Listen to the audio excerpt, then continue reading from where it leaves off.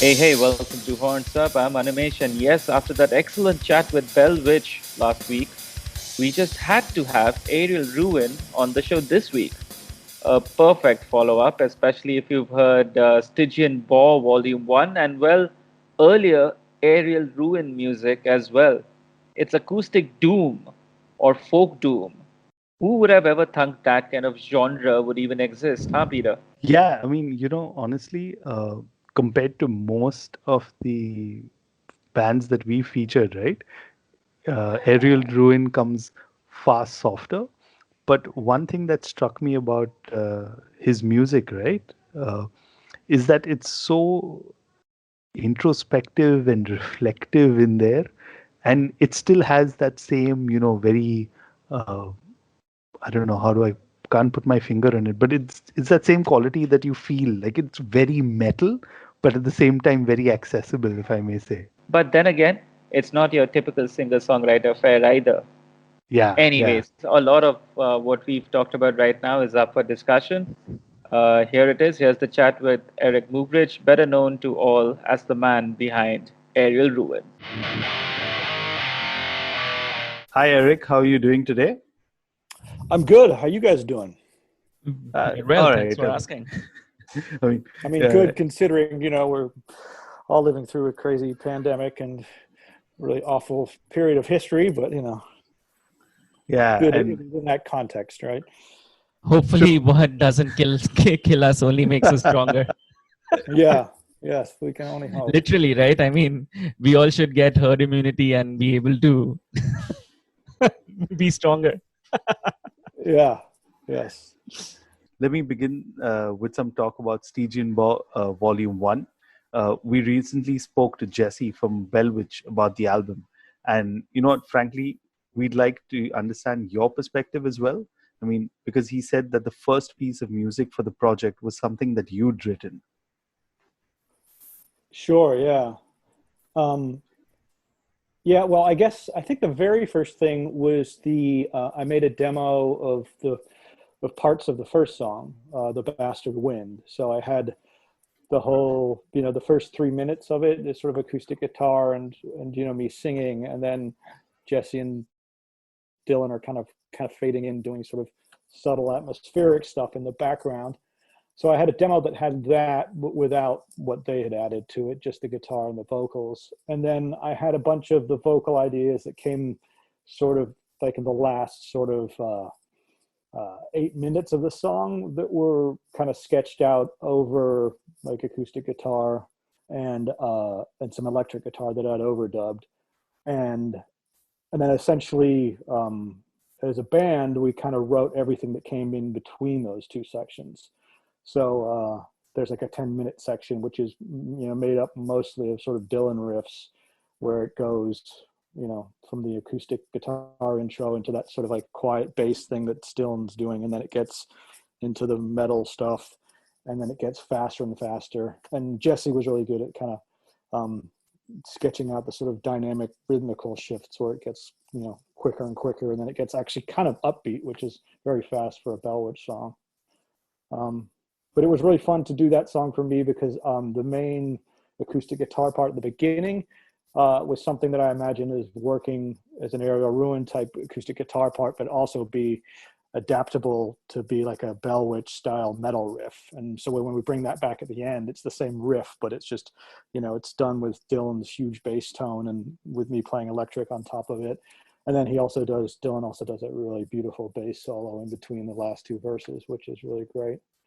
So yeah, that was the first thing we wrote, and that's how that came about. Okay. I must admit, I love how Stygian Bore Volume 1 begins with you. I mean, you are literally the first thing we hear as soon as we press play on the album, which also means that it's the first impression as such of this album. Was this a conscious decision to let that first impression as such be you? And if so, was it any sort of a challenge to write that part? Because it would be the first impression of this album for the audience. Actually, it wasn't really a conscious decision. It was the first piece of music that was written for the project. And so, but then when we wrote the other two main pieces, sort of Heaven Torn Low and the Unbodied Air, we didn't really know for sure which one would end up being the first song on the album. So that all those decisions kind of came after it was done. So no, it was actually just very natural. Like I said, it just stemmed from me wanting to write something that I thought worked in both an Aerial Ruin context and in a Bell Witch context without necessarily thinking that it would be the first thing on the record. So yeah. Okay, okay. Did you have to alter your vocal style or the production of your vocals as such on Stygian Bore Volume 1? I mean, when compared to your solo output? Not really. I mean, in the louder, heavier parts, it is different than my solo stuff, but it is quite similar to the stuff that I've done on the heavier moments I've sang with Bell Witch in the past. So, I've sang on parts of or songs of on all of the three of the full lengths. And so, in the louder parts of those, like say on Roosevelt, Endless Waves, on Longing, or some of the louder parts of Mirror Reaper, I'm singing in perhaps a similar style. So yeah, I think it was every song brings something new in new territory, but it wasn't sort of something very drastically different. Okay, cool. This was a question we asked Jesse as well, and I'd like to get your perspective on this. What would you say were your expectations from this album? Uh, did the album deliver on those expectations? Yeah, I think so. I think I'm very proud of it. It's always hard not to be critical of any work that you do of your own. And I do think that all three of us are looking forward to doing another album where we can kind of, have more time to kind of be perfectionists about everything, because this was the first time that we had done a record like this where I'm fully integrated into the sound, and we have all these different instruments that weren't involved with my, performances with Bell Witch in the past. And so it is sort of a new entity in a sense. But having said that, I do think the songs think that they convey what we were feeling at the time, and I'm certainly proud of the musical statement it makes, or what have you. So yeah, I think, and as far as like what we set out to do, I think we didn't really know what we were going to do when we got into it. Like we were initially going to do like an acoustic record, like the Ulver acoustic album, which the name of it escapes me at the moment, but that's that really beautiful one that's, acoustic the whole way through. Like that was something that Dylan kept referring to. And so we were going to do an album that didn't have any metal stuff at all. But then very quickly, I remember I started just sort of saying that I really wanted to do some stuff that incorporated all the heaviest elements of Bell Witch. And so it, pretty early on started to just sort of open up the gates of possibility to the styles that we can incorporate. And it just flowed quite naturally, really, since, we'd been working together for so many years already. I mean, personally, the fact that it's volume 1 kind of answers whether there will be a volume 2 as well. But I really can't wait to hear that when it eventually gets made.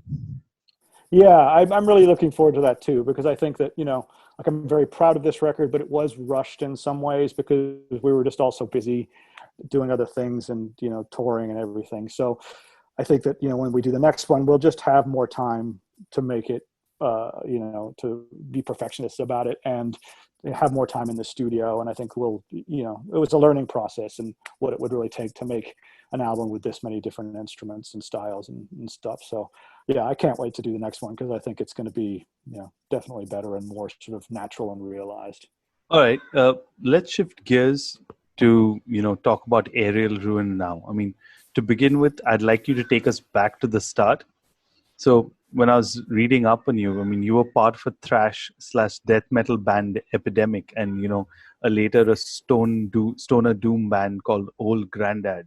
And I also read in an interview that you wrote the earliest Aerial Ruin songs in 1999 when, Old Grandad was active. So what made you want to begin the project in the first place? Well, having always played in metal bands, which is obviously a very extrovert sort of form of music and artistic expression, I wanted to do something that was more reflective of certain extreme sort of psychedelic and spiritual experiences that I was having at the time, which is a much more sort of inward looking experience, and it was, something that was reflecting a lot of sort of ego death sort of experiences that I felt like I was having at the time. And plus that coupled with the dynamic problems of singing melodically over a really loud band like Old Grandad. Like with that band, I had some of my vocals were melodic, but when like at practice, we were just so loud that it was hard to hear my melodic voice. So it was nice to do something really quiet where I wouldn't have to fight the volume of a really loud band, and I could just sing really softly, and it could be very audible. So it was just a way of expressing myself in a completely different and totally personal way, which is probably why it took me 10 years to even bother to do it live, because it didn't seem natural at all, because it was so sort of introvert, so I think that pretty much sums up the answer to your question, hopefully. Yeah, no, true. And, which kind of brings me to the next question. I mean, you've described aerial ruin as spiritual, right? But here in India, when you say that word, it kind of brings up to the mind, images of, like monks meditating and things like that. Was there like a specific instance or experience that you had that kind of brought about this change into you being spiritual? Well, I was definitely pretty fond of psychedelic drugs, and that was sort of taking me into some sort of interesting mental experiences. And then I think with Old Grandad, we did, and we still do, because we actually got back together to do a new album last year. We were always kind of taking the sort of satanic imagery of heavy metal and kind of using it as a metaphor for all the things that we loved about heavy metal. So it wasn't seriously, we weren't using it in a serious religious or spiritual sense, but like I was identifying a lot with like a lot of sort of, satanic imagery. And so I thought about it a lot. And then when I was getting into like all these more sort of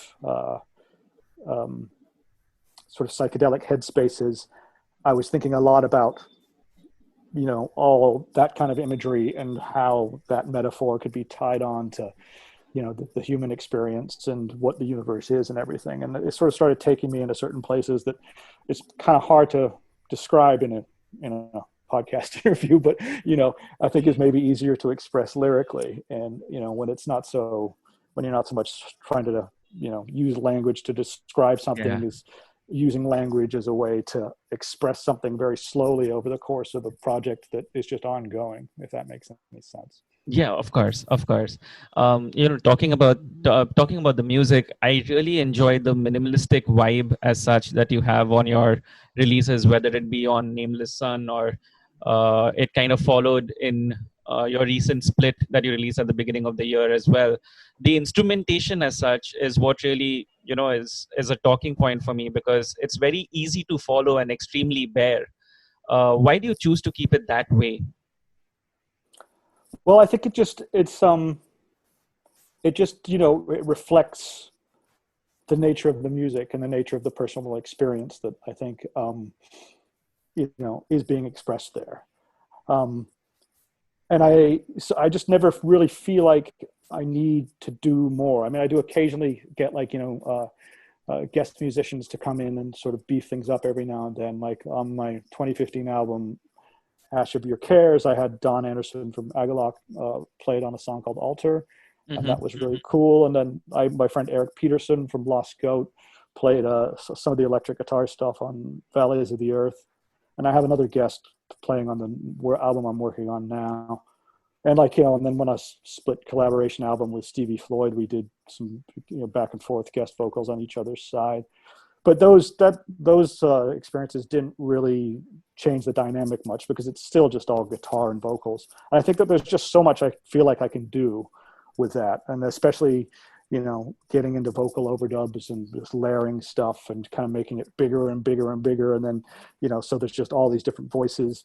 That can be really fun. And then it's doing the opposite extreme, where it's just a song where it's just one guitar and one voice and that's it, and it's just so bare bones. I mean, that says to me all I need to really say. I don't, I think it's the nature of how introvert and sort of personal or subpersonal that it is, that I just don't really need to do more than that. We've talked a lot about your music. Let's play a song from any one of your recent releases. Which one should we play and why? Well, did you want to play something from the Stygian Bow album, or did you want to play something else? I think from your solo, I mean from Aerial Ruin as such. Gotcha. I think maybe Epilogue Centauri off of the split with Panopticon. I think that's my favorite, more recent song.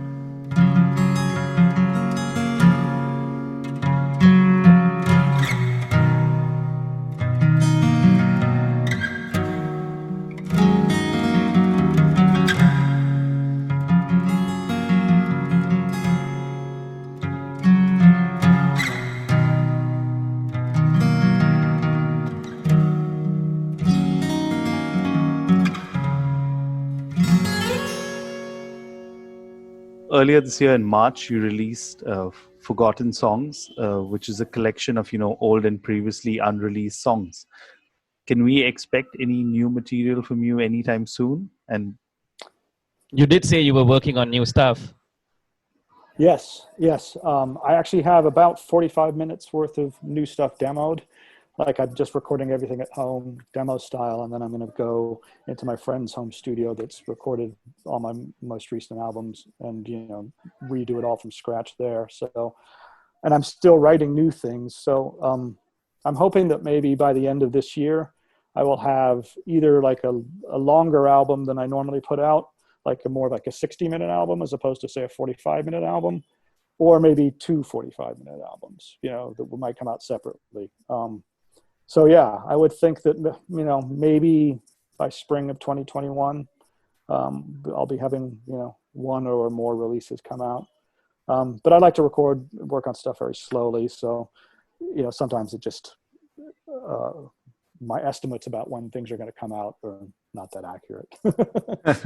So we'll see. But yes, yeah, that's going quite well. So I'm excited about that. all right. I mean, so when you talk about, say, a one-man acoustic guitar-based performer, right? Again, images come up is of a singer-songwriter in a cafe crooning away love songs. I mean, and when you watch videos of you, it's completely different. Like, so what do you make of that statement?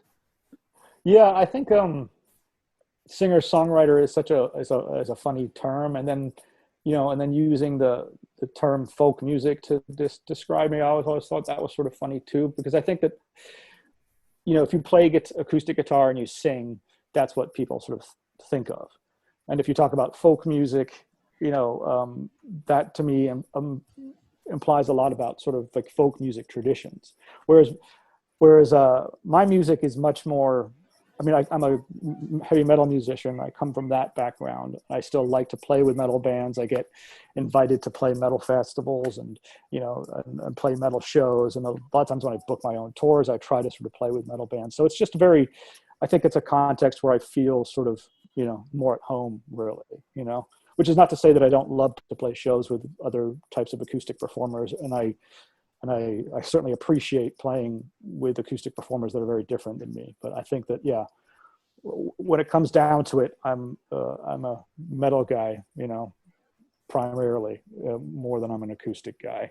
And I think that maybe kind of comes through in the context of, where and how my music is presented. Yeah, I mean, I completely agree, because like when you first come across any of the descriptors of your music, they, put you under the tag dark folk, Right, which can get a bit confusing, right? Once you listen to the music. And I think that's fine. I mean, I don't think it's a bad description. It's just, it's just not how I would just necessarily describe it. Like I would just sort of describe it as my acoustic solo project, because it's just a technical description, as opposed to sort of trying to put it into a genre. And genres are very strange to begin with, but especially for, people who are kind of, between the cracks of the genre, so to speak, which I think that I could be described as. All right. So, you talked about being invited to play metal shows, right? And I think this is universal around the world. Like metalheads are used to the sound and the theatrics of a band on the live front, right? I mean, it's that entire experience. But in your experience, would that be correct? What do you make of that? Well, as far as, when I've played metal fests, I've always been pleasantly surprised at how well I generally go over.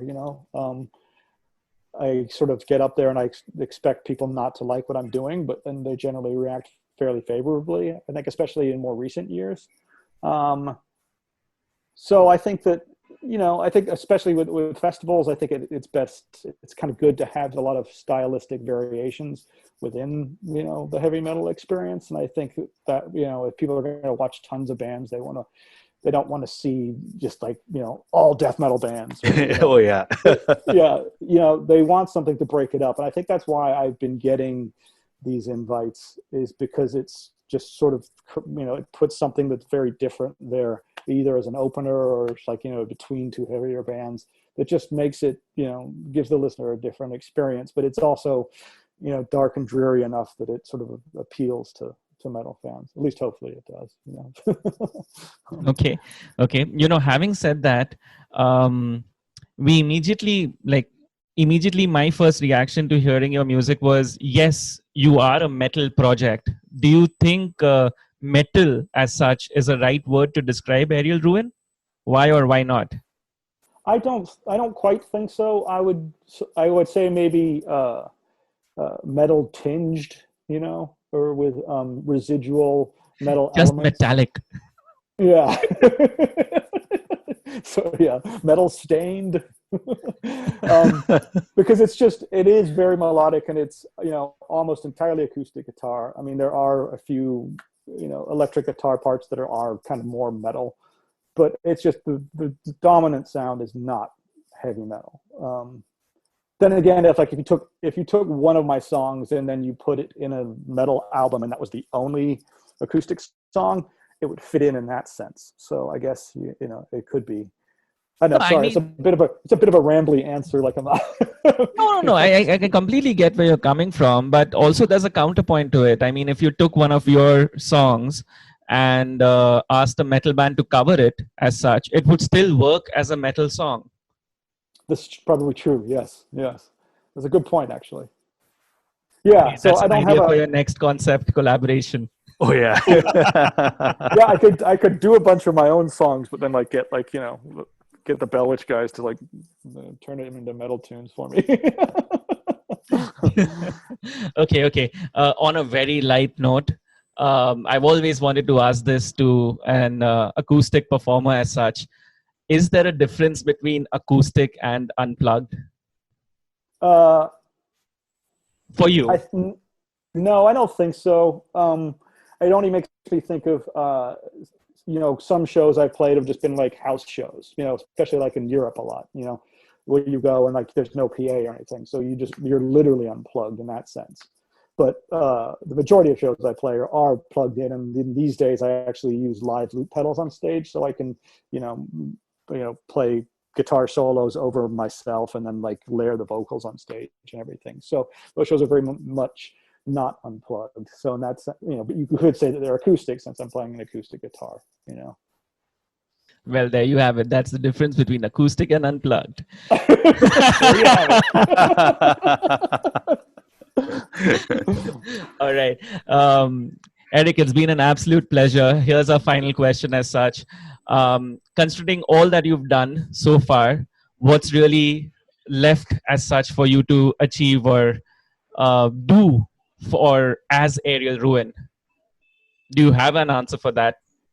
I don't know. Well, I think just really, just as Aerial Ruin by myself, I mean, just to kind of continue doing it. I mean, I was going to be on tour so much this year. I mean, probably mostly with Stygian Bow, and I was so excited for that. So it's such a bummer that hasn't been able to happen. So hopefully the state of the world will return into a tour-friendly reality before too long without too many people suffering and dying. And then we can, all get back to the wonderful live experiences that we all thrive on so much.